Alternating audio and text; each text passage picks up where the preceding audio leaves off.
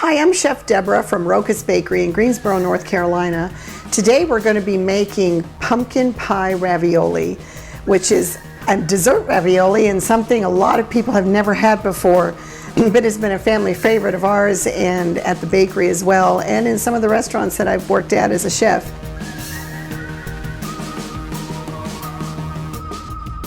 So we're going to go ahead and start with our basic dough, which is 2½ cups of all-purpose flour, a ½ teaspoon of salt. We've got a ½ cup of hot water and 2 eggs that have been beaten together.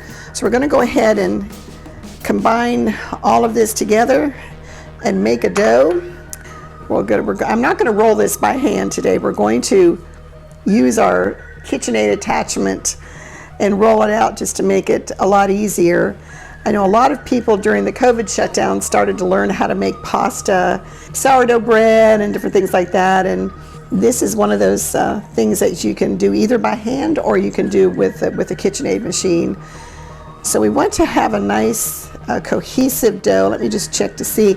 Sometimes your flour can be a little bit dry. So when I say a ½ cup of warm water, it might take a little bit more than that. Or if your flour is a fairly hydrated flour, you have a lot of moisture in your house where your flour is being stored, you might not take quite as much water as a ½ cup, maybe a tablespoon less. This looks like it was coming together pretty good. So we're just going to head and dump it out on the counter. And we'll just knead it a few times just to bring the dough together. We don't need to knead it like bread because there's no yeast or anything in this. We don't want to activate the gluten too much because the machine will actually do the kneading, all of that for us, but we just want it to come together to a smooth dough so that we can cut it and then start rolling it out. So for the pumpkin pie filling, we're going to have about maybe 3/4 cup of good pumpkin puree. Now in the bakery, we make our own. We actually buy pie pumpkins and the sweet ones, and we bake them off and then we puree the filling and then strain it, usually 24 hours through cheesecloth to make sure all the water gets out. So if you have fresh pumpkin that you've baked off yourself and pureed, you want a nice smooth puree, you need to drain it to make sure that it doesn't look watery. And if your pumpkin, even out of a can, looks watery, please just put it a little bit of cheesecloth or a coffee filter, even if you don't have cheesecloth, in a strainer. A strainer is something like this, just so that you can see what it is. So it has a lot of little holes in it, so you can put a coffee filter and put the pumpkin in that and put it over a bowl and let any excess water drain out so that your pumpkin pie filling isn't too watery. Then we've got about 3 ounces of cream cheese and about 3 tablespoons of brown sugar for the filling that we'll put together in just a little bit. So see, we've got our dough. It's nice and hydrated. Just going to put a little flour down and just let it sit since we kneaded it a little bit, and we're going to let this dough relax and let the gluten fibers in the dough relax a little bit so it's easier to roll. So while that's just sitting for a couple minutes, we're going to go ahead and make our filling. And this comes together really, really fast. So what we're going to do is we're going to be boiling these raviolis. We're not baking them, we're actually going to boil them, which is probably something different than what you thought we were going to do. And this is something that you don't want to put together and let sit in the refrigerator for like a day. You can make this ahead, maybe 4 hours ahead of when you're going to boil, but make sure that you put a lot of flour underneath the ravioli and cover them with plastic wrap and flour the top of the ravioli before you cover. And keep them in the refrigerator. Otherwise, the pasta dough will get soggy and it can break when it's boiling in the water, and you don't want that. So, so it is something that you really do need to kind of make, the day of, not too far before, and just keep in the refrigerator, like I said, floured and covered until you're ready to boil them up and make your caramel sauce, because we're going to be doing a delicious, quick, easy caramel sauce that you can put together in just minutes.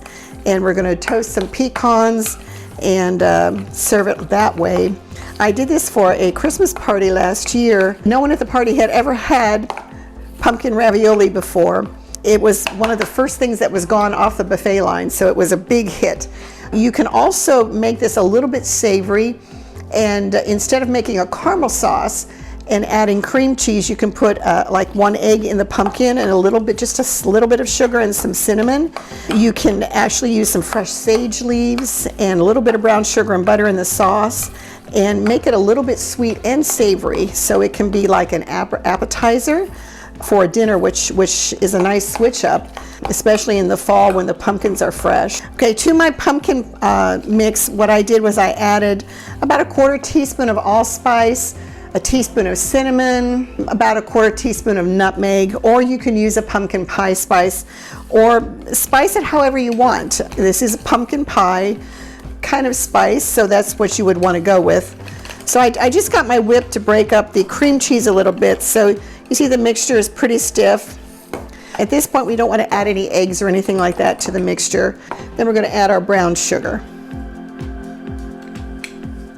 If the pumpkin is really sweet, especially if you're making your own pumpkin, you might want to taste it. Since there's no raw eggs in it, it will be safe even for mommies to taste, just to make sure that you're not getting it overly sweet, because remember, we're going to be serving this with a caramel sauce. So let me get a spoon real quick and just taste it to see if it's too sweet or not.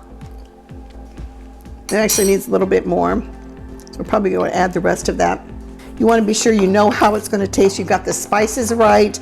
If you want to add a little bit more cinnamon or whatever, this is the time to do it, because once you start making the ravioli, you obviously can't change anything about that. So we're going to go ahead and set this aside, and we're going to start working on our pasta dough. So we're just going to cut this in 4s. Now, if you don't have a KitchenAid attachment like I do here, you will have to roll this by hand. And let me show you how to do it by hand, just so that you see. So we want to roll it in a sheet. So we want to try and hand roll it in an oblong shape if we can keep it that way.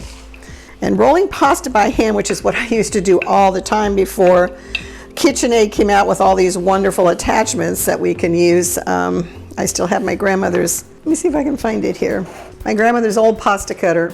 That's what she used to use, and a knife. One time, like a couple weeks ago, I was going to make some fresh pasta for my husband and I didn't want to get out my pasta machine, and I said, oh, I'll just roll it by hand. And I used grandma's cutters, and of course grandma's cutters aren't nearly as sharp as they used to be. And I thought, oh my, this is a lot of work. So I quickly went back to my trusted KitchenAid attachment. But if you don't have one of those, this is certainly a good workout for your arms. But you want to keep rolling it and making sure that the dough doesn't stick to the board, to your board or your counter. And it's going to start sticking a little bit there. We want to flour. We don't want it to be super thin, because this is a wet mixture, and we want it to be a little bit thicker. Like on the KitchenAid attachment, I'll roll it to number 5. I won't go to number 6, which is what I usually stop at when I'm making my homemade pasta, which is a lot thinner than a number 5. So I'll stop at number 5. This particular recipe for those who have the KitchenAid. So as you can see, it's not super perfect, but we're going to fold it over itself when we fill it. So I'll just do it both ways so that you can see. It's basically easy. It just requires some little arm work. But look at that little piece of dough, and it still probably could be rolled out a little bit thinner, because you can't quite see my hands through it yet. So we'll give it a couple more passes with the rolling pin. I know when we used to make pasta, we had long, it was like a broomstick handle, and it was clean, of course, brand new, and we would never use it for anything else but in the kitchen. And we'd roll pasta, you know, as long as this countertop with that, and all the aunts and the nonas, and they'd get together and do that, and it was like watching a bunch of musicians perform together. So this is about as thin as what we would want to go. As you can see, you can kind of see my hands through it. It doesn't tear if you hold it like this. It's going to stay together, so it's the gluten's been activated nicely, but not too much. So we're just going to set this aside, and then I'll show you how to fill it when we start filling the other ones. So now we're going to go ahead and process this dough through the machine. And I'm going to be turning the machine on, so I won't be speaking while the machine is going, because you won't be able to hear me. It's just be a lot of racket. So I'm just going to go ahead and start passing this through the machine, and we'll go to number 5 and then we'll stop there. So as soon as I get that done, I'll be back with you and we'll start filling our raviolis.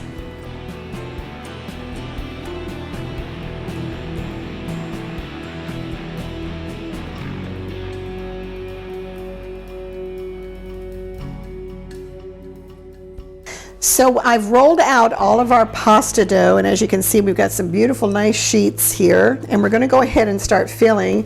I did trim off the edges just to make them more even, and also with the hand rolled piece that I did and some of the ends that I trimmed off, what I did was I just folded it over and just cut it into nice fettuccine noodles, and we can just put it to the side. I floured it really well, floured the noodles, or the noodles really well, and you can just let it dry out for a little while because the hand rolled was a little bit thicker, and you can freeze it at this point and pull it out whenever you want to, or save it for supper tonight and make some nice marinara sauce and serve it with some great crusty bread.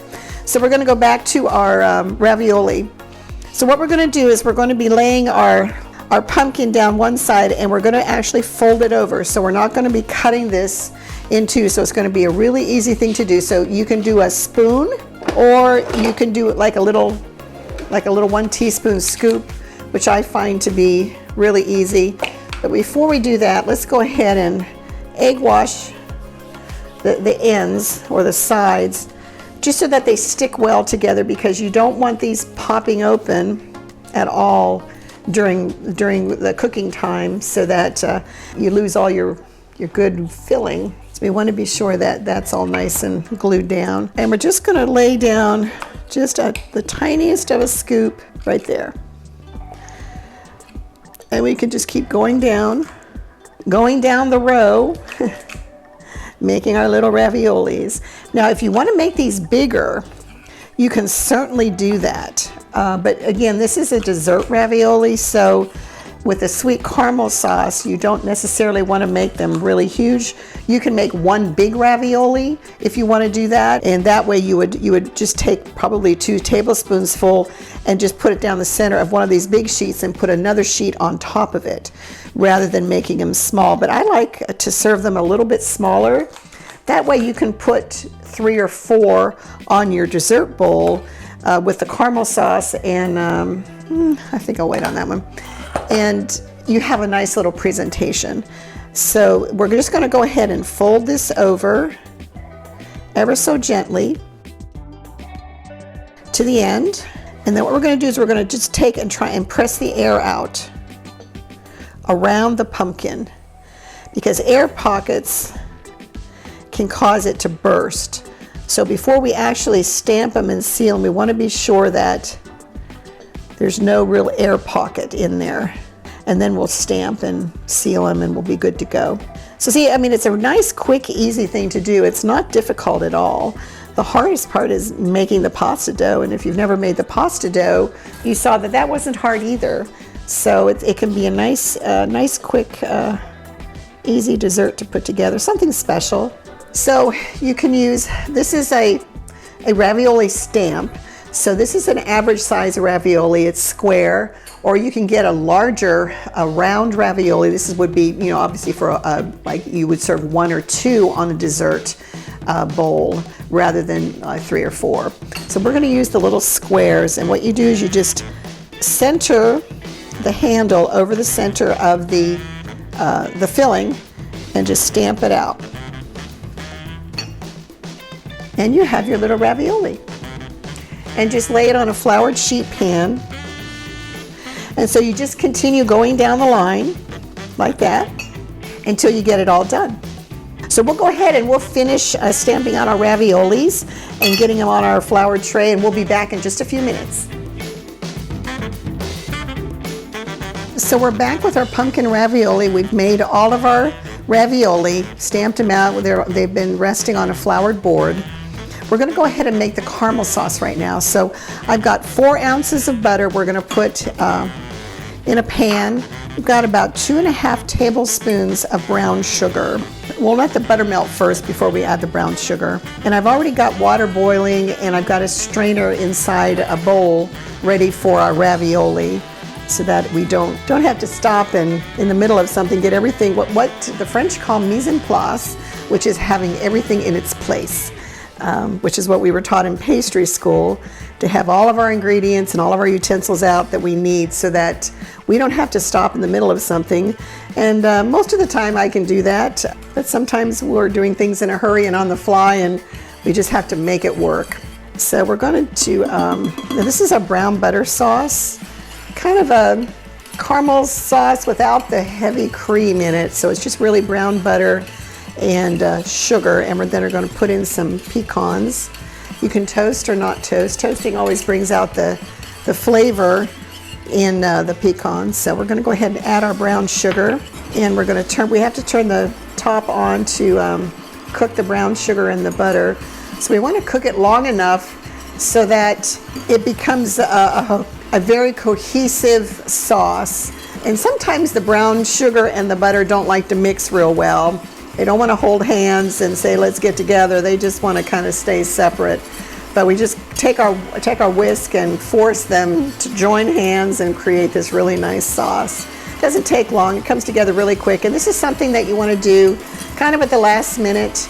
And you sit it on and you can set it off to the side and then mix it well together to re-emulsify it before you plate it on your plate. And again, remember I told you you can make this kind of a sweet savory dish as well by adding some fresh sage into the sauce at the very last minute, a couple of sprigs of fresh sage. I don't think you can see it, but it's bubbling up really nice. It's becoming caramely looking, if that's the word. It's changing color just a little bit. We want it to be a kind of a medium toasty brown color. So I'm going to go ahead and turn this convection oven off here, the stovetop, and we're going to let it calm down. And then we're going to go ahead and I'm going to set this to the side. I'm going to bring the water that's been boiling over here so you can see me do this. And it's only going to take a couple of minutes to boil these ravioli. It doesn't take long at all. So let me go get the water real quick. I'll be right back. Okay, so we've got our water here now. So what we're going to do is we're just going to take our ravioli by the tip, and we're just going to swish it and let it go. We don't want to just throw them in. We just want to gently place and be very careful. This isn't something for the kids to do. We don't want to boil this super hard either, like a medium boil, because you don't want them to boil so hard that they burst open. These are very delicate, so I can boil maybe in this quart pan maybe 4 or 5 at a time. So we're just going to let them go ahead and do their thing. So far nothing's burst, but I always have at least one burst. So even if you've been making these forever, there's always going to be one that's going to burst open and say, surprise, I'm here. Get the right tool for the job here, huh? And we'll place these once they're done, and you can tell they're done when they come to the top and they stay there. These are just about done. It doesn't take long. Now the water is not salted. We do have salt in the dough, but I don't salt the water only because it's a sweet ravioli. If you were making obviously a meat ravioli, I'd say do a healthy tablespoon of salt in the water so that it's salted. But with this, we really don't need it. And since there's no egg in the filling, we don't have to worry about cooking it to a certain temperature. Basically, it's just warming the filling up enough to melt the brown sugar that's in it. But when we make the filling ahead of time before we start the pasta, just by the liquid in the pumpkin that's there naturally will also help to dissolve the sugar, so you don't get any kind of grittiness inside your ravioli. So we're going to go ahead and lift them out and just put them in the strainer and let them drain for a couple of minutes before we plate them. And we'll go ahead and we'll just boil some more while I'm plating this up, because the caramel sauce is done. We're ready to rock and roll here and try our pumpkin pie ravioli. And as you can see here, the butter has separated a little bit from the brown sugar. We don't need to put it back on the heat. What we need to do is just whisk it a little bit It's not a true caramel sauce, so because there's no heavy cream in it, so it will not look like a caramel sauce. Now, if you want to make caramel sauce, by all means do that. You can, if you don't know how to make caramel sauce, it's not hard. You can also buy pre-made caramel sauce and thin it out a little bit with some warm half and half or milk. So this is not going to be a completely emulsified mixture because it is a sauce, a brown sugar sauce. Then we're going to take some of our ravioli here and we're just going to lay them in the sauce like this. And we're obviously going to need a lot more sauce.